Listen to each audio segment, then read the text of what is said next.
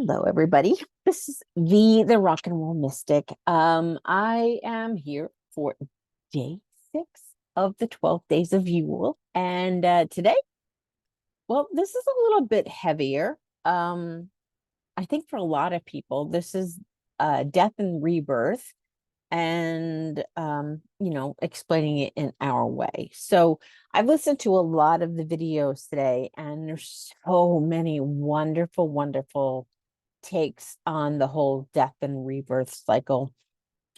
But what I'm going to do is I am going to speak from an experiential perspective. And I will talk my own personal gnosis, which is probably how I can do the work that I have done. But this is going to all be coming from what I haven't stepped into this term yet, but I think I need to, because other people have called me it, coming from a death doula. Um, mainly from the context. This is going to sound really weird. Okay. So obviously everybody, and I'm going to ramble a bit until my guides start kicking in and I can start to speak what I really want to get through. But until that time, and I know they're going to come, but we all are touched by death. There's nothing on this planet that is not touched by death. It is a part of life. It's inevitable. It is just everybody experiences it. It depends on some degrees. Like there are some people who have never really had like major experiences with death. They, it's just like passing of family members, which can be traumatic in its own right, but it is it's a part of life and people expect that. And we know that as we age, we're gonna die. I mean, that's just part of it. And the fears and the trauma that surround that, I think comes from our own personal conditioning, which can vary. So there are so many different perspectives. Now, my perspective, and I'll touch on a couple other things, but my immense experience, the experience that has been most prevalent in my adult life, especially, is being that of a death doula for animals. I am, if you watch some of my other videos, I'm an animal spirituality facilitator.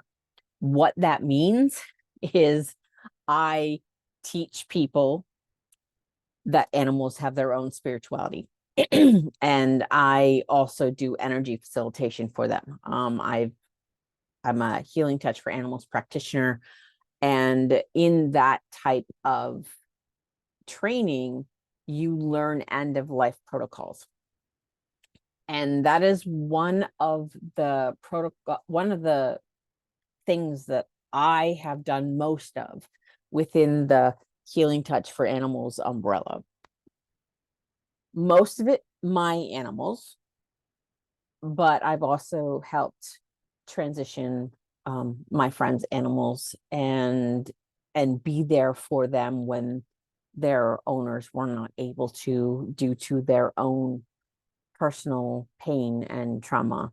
And I kind of mentioned it a little bit when I talked about how this year was a big one for me, because I had lost my Maisie and I had to prepare her for death. Now, I had done that for her brother 2 years earlier. And before that, I did it for I've had so many cats. At one point I had 12. But since I've been doing this work, I have transitioned, let me see, 1, 2, 3,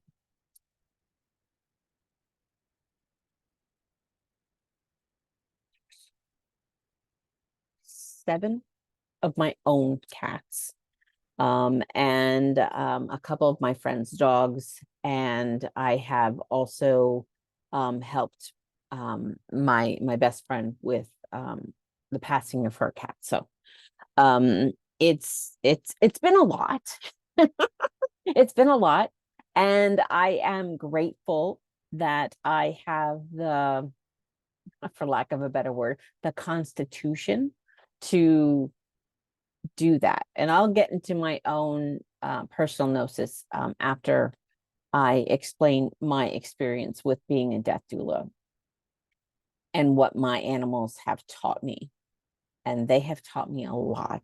And I promise you, if you listen, when they're going through their greatest change, it changes your perspective on life, and it changes your perspective on how strong you can be.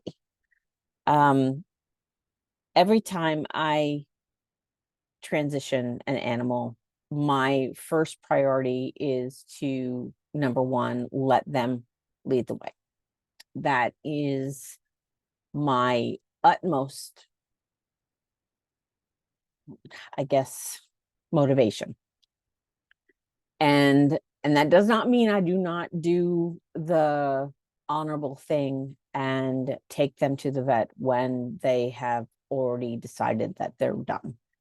I have had both animals say that I want to do it my way. I want to go on my own terms. And I've also had cats say that, okay, I'm done. You can take me now. And then I take them to the vet and I do the honorable thing. And I'm there with them every step of the way. I never, ever, ever excuse myself while they're going through it, because at that time, that is their need of me is stronger than my need of them. So I have been able to detach my mom self from them and do what is necessary to help them transition. And just the last 2 cats, both Frankie and Maisie, when they got sick, they both got sick 2 weeks before they actually passed. So 2 weeks, I basically stopped everything. I mean, I still did my radio show when I needed to. I just did it next to the dying cat. But I barely sleep. I am doing, the mom sleep. Now, I don't have kids, but I know all of you guys out there who have kids know what I'm talking about. It's like the slightest sound will wake you up. It just like you can't help but wake up. And so I mom sleep for basically 2 weeks, or I don't sleep at all, depending on how they are transitioning. And I know it sounds difficult to understand the concept of letting them lead the way. But I promise you, when you actually listen to them, you just know. My Maisie, she was a Spitfire. And she, from my last video, they both Frankie and Maisie were born with feline leukemia virus. So I knew that they may have a shorter life, that potential was there. I was doing everything I can to make that not be a thing and have them, live long, healthy lives. But from what I am feeling, I think the feline leukemia virus was so embedded in their DNA because they were wildcats. They were born under a deck. They were part of a feral cat colony. And probably FELV was very prevalent in that colony. So it was probably generational thing, because what feline leukemia virus does is when it affects a cat, it will change the DNA. So it's not just like a virus, like a cold virus or a respiratory virus. It's actually something that will go to the DNA and will change the DNA. And if it's generational, then it's embedded. It's embedded. And that's what I think happened with Maisie and Frankie. But with Maisie in particular, she ended up with lymphoma. And by the time we saw any symptoms, the tumor in her chest was so large that it was pushing her heart to the side.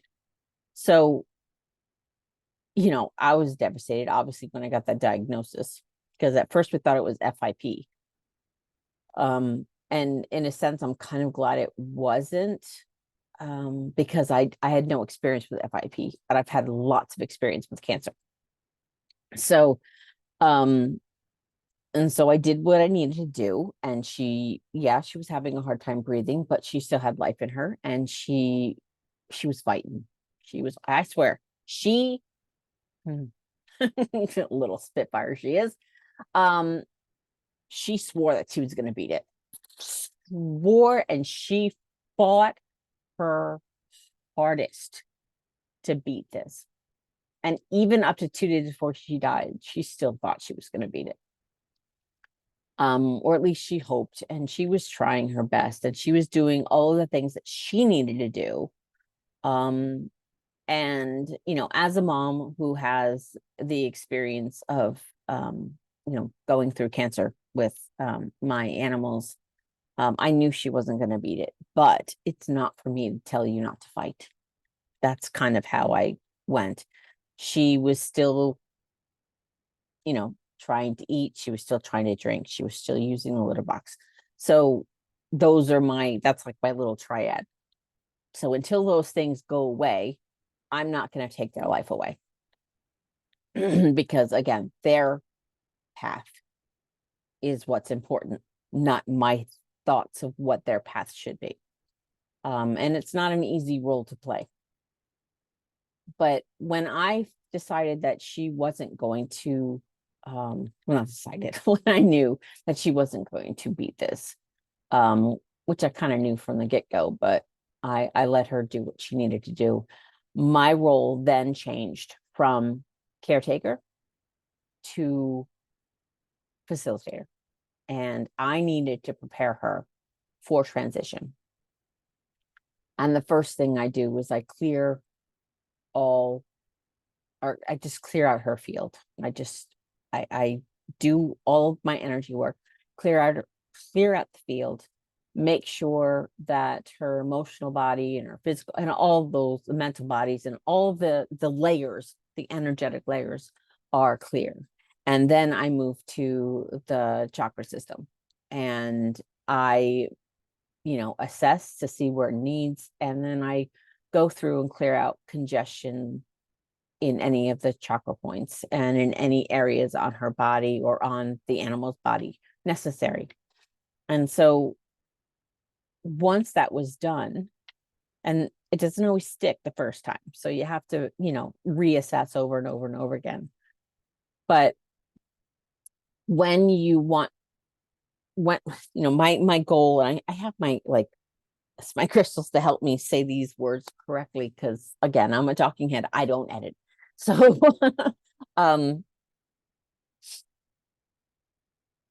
I spent the last 3 days of her life doing energy work all the time. And if she didn't want to be touched because she wanted to go off and do her fighting, which I had to allow her to go off and do her fighting, she would go off and kind of sit in the corner and after she would take a little bit of water, whatever, and she would kind of do her own meditative process. It was very interesting to watch.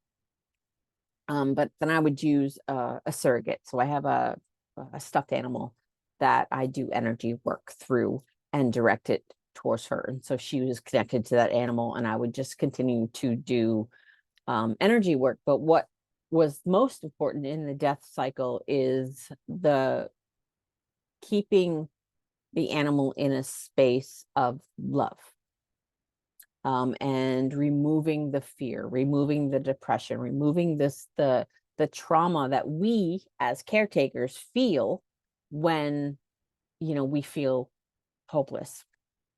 And we have to watch this beautiful being, whether it be a human or an animal, go through the transitional process.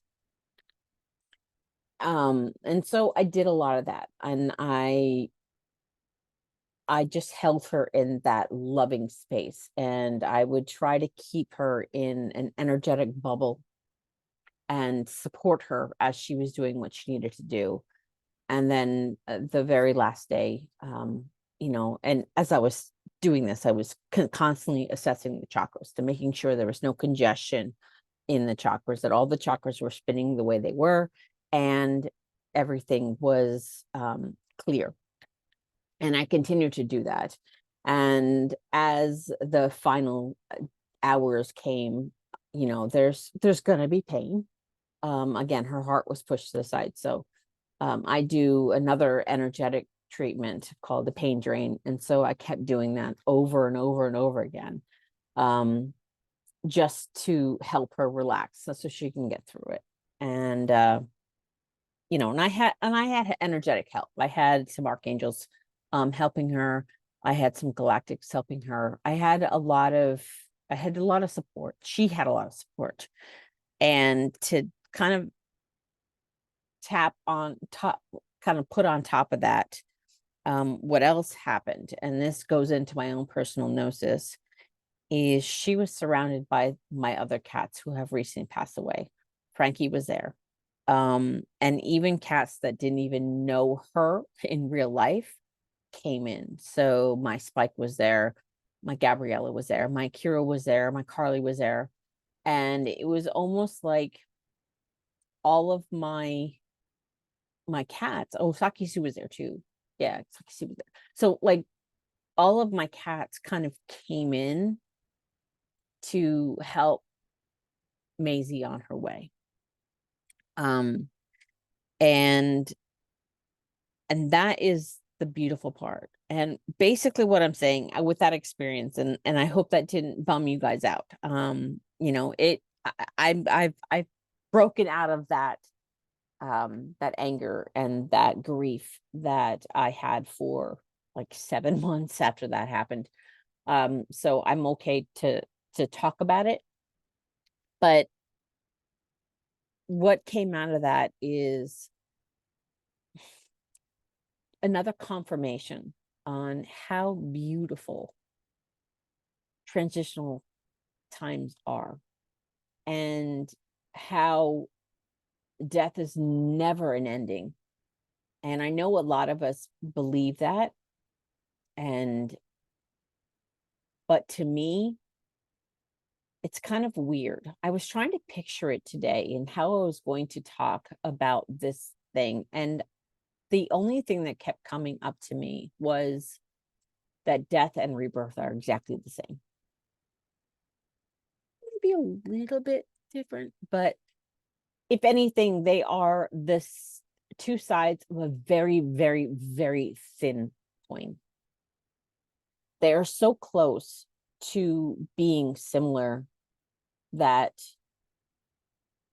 I think all the negative beliefs that have been through history about death, to me, I can't get on board with that. I just can't. I mean, being a death doula and having to transition so many cats, and before I did energy work, I transitioned cats. So my first cat that passed away, my cat that I had in my adult life, she was 17, was in 2007. And I had to take care of her. She had cancer, she had diabetes, and I was the caretaker. Her stepsister, Moon Dust, she had pancreatic cancer. And then we had a Sabine who had lymphatic carcinoma.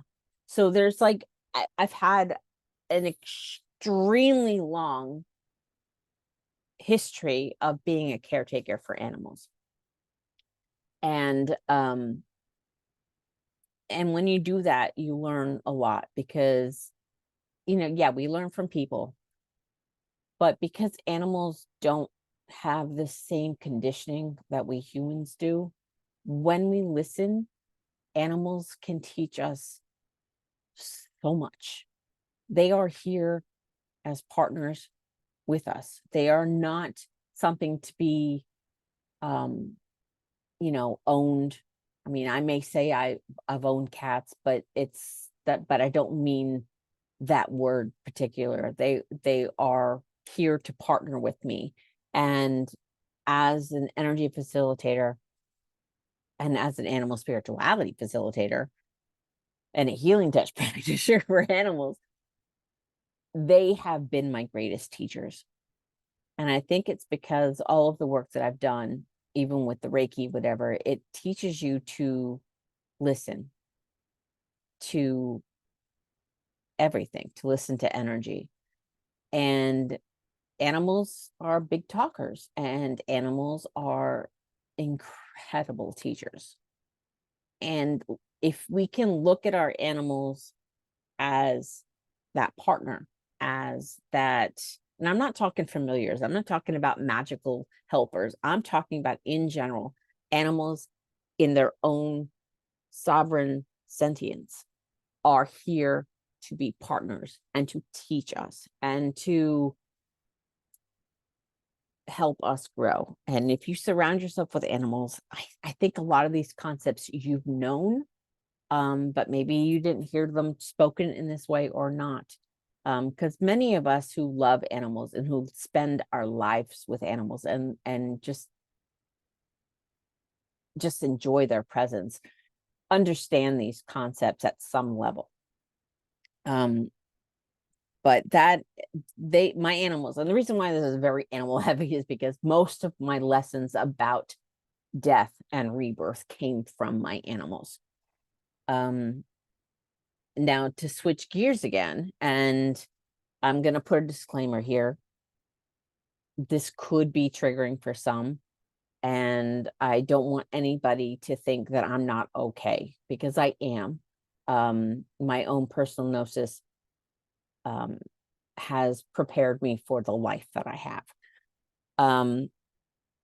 But that being said, now that disclaimer's over, back in 2001, my sister, who was only a year and a half younger than me, or a year and 8 months younger than me, she was murdered by some stranger looking for money. I guess they had mutual friends, and he knew she was a waitress, and he was looking for money because he was a crack addict, and she was taken from us in quite a brutal way. And that changed a lot. And, when we talk about death and the trauma of death, there's nothing more traumatic than having somebody you care about and somebody you love die unexpectedly in a violent way. It just knocks you off your feet. And it did that for my whole family. Obviously, I mean, most people don't experience stuff like that, especially when you've lived most of your life on a farm in like the rural, hills of Pennsylvania. And then, you get to a point and it just takes you for a spin. But what happened with that, she was only 19 years old. And, but because of that, now I'm going to talk my own personal gnosis here. So again, I hope this doesn't trigger anybody. And if it does, I apologize.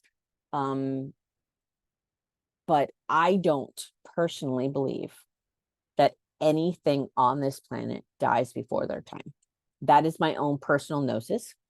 And it is something that my experience has confirmed to me time and time again. Now, I know it's different for a lot of people, but I don't believe that anything dies before their time. There is a plan, and there's a contract, and there is a reason for everything on this planet. And that's my own personal gnosis. And when it comes to my sister, she had said a few things before she passed that again confirmed my thoughts and my beliefs. And I've had a very interesting relationship with death since I was a really, really, really little. So I don't grieve as much as most people do. I have never seen it as an end. I've never seen it as, the finality of things. So that has kind of adjusted how I approach things my entire life. And I'm 53 years old. So this has been my way of thinking since I was a little kid. And I'm a claircognizant. So I just knew things that nobody else could understand how I knew it, but I knew it. And, well, half the time I kept it to myself because nobody understood. But I keep digressing. I apologize. But before my sister passed, she had said a couple things. Like one of her friends, she was talking to one of her friends. She says, well, I gotta do this, I gotta do this, I gotta do this, I gotta do this. And one of her friends said, what are you talking about? You're 19 years old, you have the rest of your life ahead of you. And she said, no, I don't. And that was not even a year before she was gone. And she had also, she had struggled a little bit before she passed. And I won't go into detail because that's just, some personal stuff. But she also, 2 weeks before she passed, decided to start going to church again. Now, my sister, she was not anti-church, but she was just, it wasn't her thing. But she decided to start going to church 2 weeks before she passed. So, I consider that very significant. Now, does she need to be religious to pass and be fine? No. I think at that time she just needed support, and I think she just needed comfort. And I think she understood that her time was running out. And so she just went to the one thing that she had her whole life, and that was religion. And then 2 weeks later, she was gone.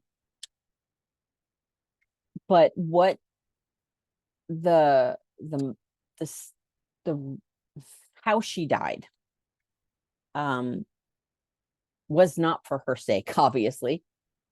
But again, I don't think anybody dies before their time. And I think the death of somebody or something, the way they die is for the people they leave behind. And what happened with my family is there was, throughout the family, we still have people who are very angry still, but the majority of my family, there was a rebirth within us. And this is why I think death and rebirth are so closely related. They are not two different things. They are one and the same. Many of us in our family, we have grown in ways that I don't think we could have imagined not going, imagined happening if we did not have go through what we did. And so, it's, I mean, that was when I was 19. So I was kind of like or 21, sorry. She was 19. And that, okay, your life's going to be this way. So, okay. And again, that started my whole path on, exploring and understanding death. And now the cool thing is, when my sister passed, we had just started becoming like really, really close. We were never really close because we're like a year and 8 months apart. So we were at each other's throats all the time. We were always fighting, and we were so different, and we fought a lot. But right before she died, we started becoming really, really close, and we started becoming friends. And as she moved away to Myrtle Beach, where all this happened, I felt closer to her. But what the cool thing is, and I know it's like that's a heavy topic, but now I'm laughing because now my sister talks to me every single day. I am closer to my sister now than I ever was. And she has helped direct me in opening my awareness to the path that I needed to go on. She has single-handedly told me things like, "Oh, you're an animal communicator." I'm like, "What?" And I was like, yeah.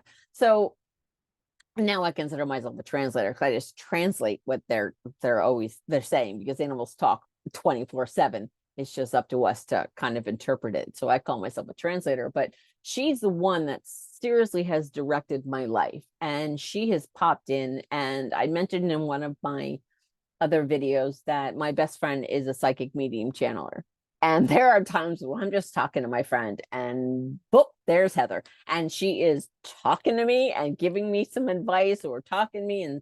And sometimes it's just talking. It's not even like she's just part of the conversation. So again, I don't a confirmation that death is not final. You know, in my house, I have my best friend mentioned this because she finally came. We finally met her face to face. We've been best friends for like years. But we're Zoom friendships, pandemic world. And she came up to visit me, and she walked into my house and she goes, "You have no less than 4 cats in this house at all times." So, my cats are still with me. And I've had situations where I've done healing on somebody. I'm a level 3 healing touch practitioner for humans. And one of my things, I was literally, when I was getting the work done, I had my spike on my stomach. This is what my practitioner saw, and then all my cats were in a circle around the massage bed. So they're always with me. My sister is always with me. So my my view on death and rebirth has just evolved in this most beautiful way. And yeah, I think that's what I wanted to get across to all you guys. And this video is probably going to be long, and I apologize for that, because some of my videos were like a minute long. But but I think it's such an important topic to understand different perspectives on death, and what and hopefully, my personal gnosis might, spark a thought in you, and my experience might help you see things differently. And that's all we can do, right? We have all these experiences for a reason. And if we can use those experiences to help others get through, the hardest times that they have, then what more noble way to live your life? And, I've had a lot of experience with death. Mainly, be outside of my sister. It's, the amount of animals that I've helped transition to the other side, and prepare. It's just puts you in a completely different space. And then, of course, if we really look at physics, I think somebody else was talking about this in one of the videos, is energy cannot be destroyed. It can only be transmuted and moved. It just, we are energy. We are made out of energy. We are not a human being having a spiritual experience. We're spiritual beings having a human experience. And that goes to my whole divine humanist concept. We are all divine humans.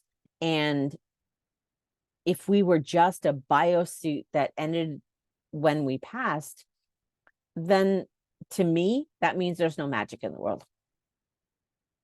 There's no need for energy work. There's no need for any of this stuff.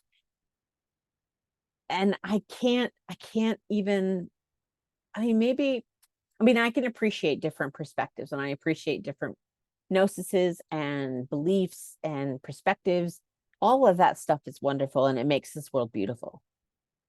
But personally, I cannot understand how somebody can think that once we die, it's it, that we're worm food, that we're just there to feed the earth. Like that, to me, I maybe it's because I've seen what I've seen, and I know what I know, and my experiences are what they are.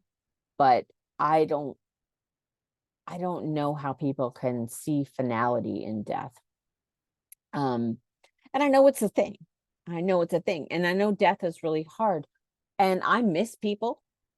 I mean, I miss my sister, even though she talks to me every day. I miss having the physical person, the biosuit that was my sister, here that I can like talk to and stuff like that. I don't have that. And I'm not a clairaudient. So when my sister talks to me, most times I need either a translator or I have to sit and wait for the download to come. And so until it turns into a knowing. And that's kind of how she talks to me a lot. I know when she's talking because I get ringing in my ear. If I get a ringing in this ear, I know that it is an ancestor. And the only ancestors that I know that talk to me is my sister. Even though she's not an ancestor. I know when she talks, she has a very specific ring, like a frequency. And so I know it's my sister, but it's just a ring. I don't know what she's saying. So I have to either have it translated or I have to wait until it turns into a knowing. But yeah, I think I'm just rambling now, but I hope that some of this stuff has inspired you and has, I don't know, helped in some way. I don't think death is a sad thing. I don't think death is a finality. I think death is beautiful. I think death is just a part of our spiritual experience, and what we can pull from the death that comes into our world is how we grow as people. And I've talked about being on our axis and not getting triggered or anything like that, and I think that goes into this topic as well. Feel your feelings. I'm not saying that don't be sad, because it is kind of sad in a way, but the concept is not sad. The missing is real, and we can be sad that we miss, and we can be sad, but they were just reborn. Their death was a rebirth. And I don't see this. I don't see the space between death and rebirth as a large like void that they have to get through to get to the other side to be reborn or whatever. It is immediate. I think death and rebirth are exactly the same thing. They are two connections of one point. And the connection part is so, it's milliseconds. It really is. It's just the same thing. Two sides of the same very thin coin. And that is my perspective on death and rebirth from an experiential position. Yeah, okay, I'm gonna stop railing now.